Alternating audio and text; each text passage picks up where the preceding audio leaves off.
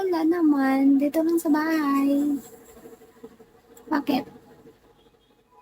Dito lang. Nakaayos ka na. Ganito naman ako palagi. Kahit nasa bahay nakaayos. Minsan, pag, ayun, tinatamad, mukhang nanay.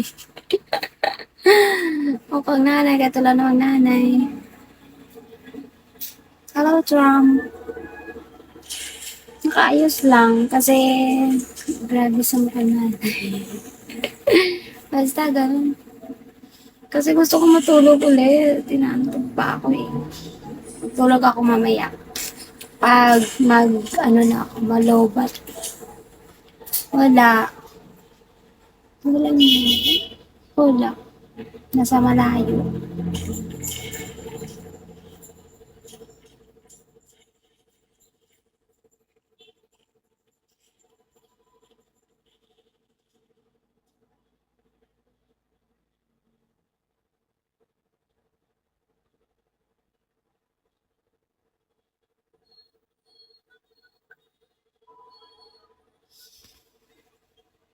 So, yan. Sinabi mo pa naman. Nasa malayo.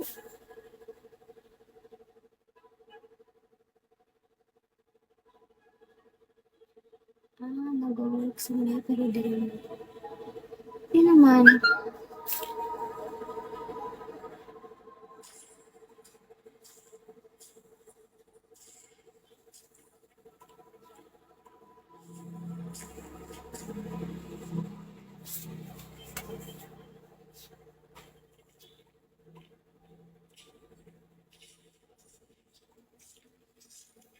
Okay, gets mo lang ang tip? Hindi. Ano? Mahirap explain. Ano kasi, di ba, nagsuschool kami dito. Then, yung mama namin nasa, ano, hello, Ian. Sige, gets mo. Huwag na nga. Gets mo na yun. Basta, nasa malayo.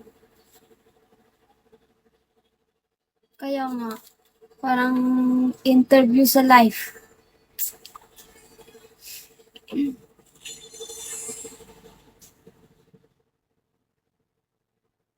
Nasa malayo lang. Ano, long distance lang kami ng parents namin. Dahil nga nagwo-work, dahil nga nag-aaral kami, tapos parang nasa probinsya, ganun.